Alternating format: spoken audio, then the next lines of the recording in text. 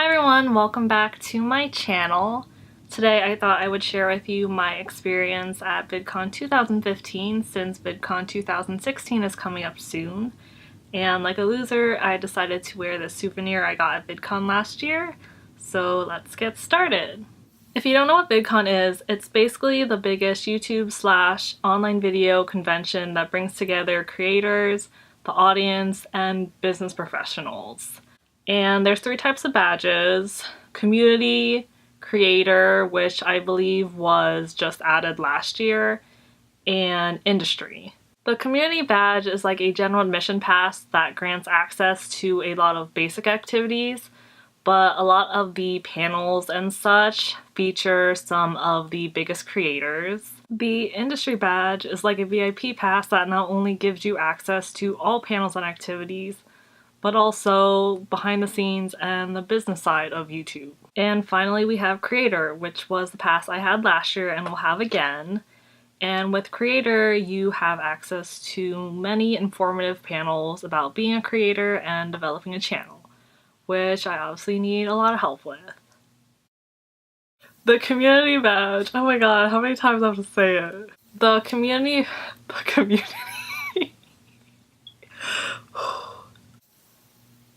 So going back to last year, why did I decide to go to VidCon?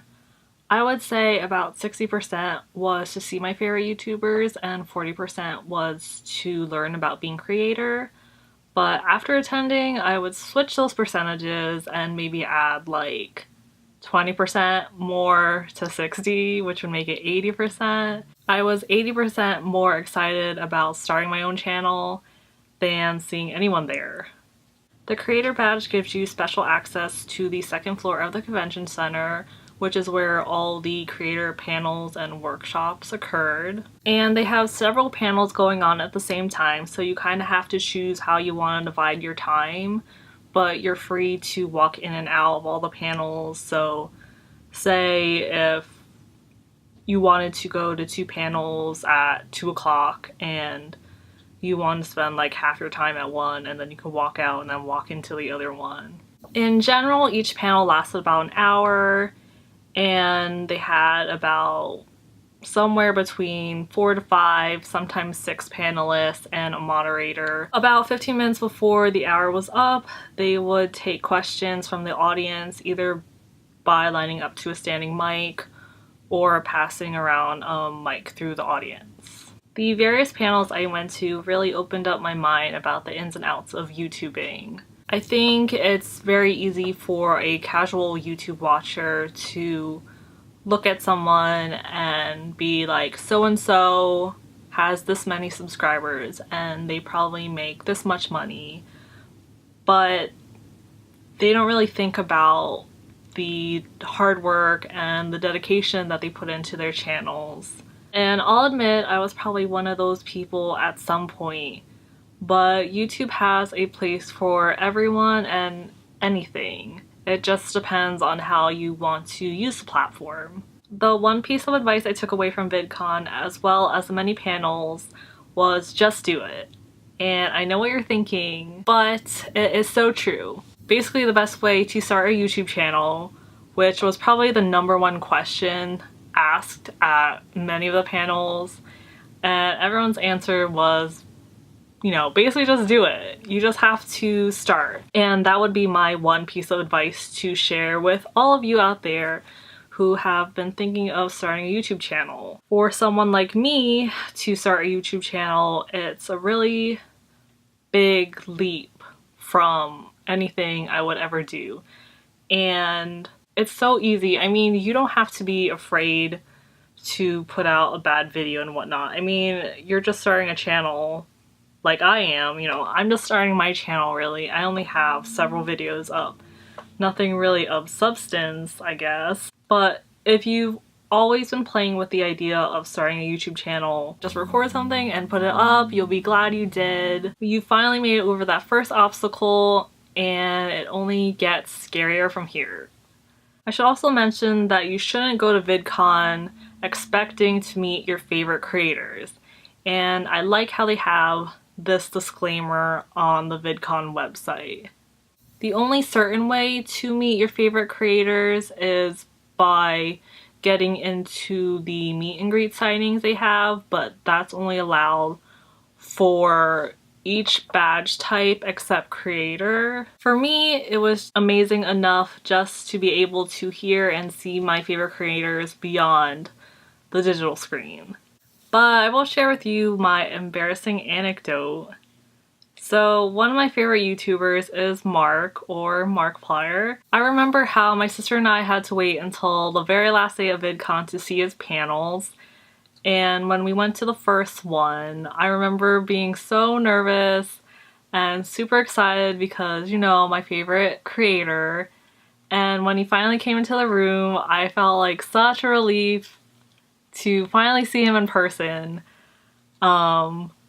And I don't mean that in a weird way, but I think of it kind of like when you go to a concert and you wait in line outside all day and finally it's the end of the night, and when your favorite artist is just about to come up on stage, you feel that adrenaline and energy, and when they finally come out, you feel like, I don't know, it's so amazing. I mean, for those of you who understand the kind of feeling that is, it's like amazing, okay? So yeah. Basically, it was worth the wait.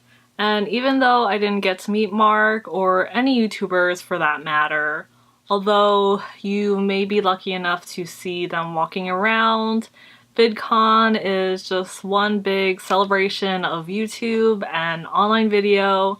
So, I don't know.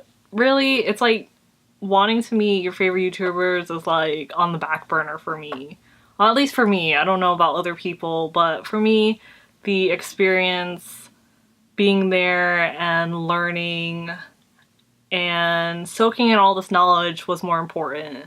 In my opinion, you should go because you love and respect these creators and leave feeling inspired like I did.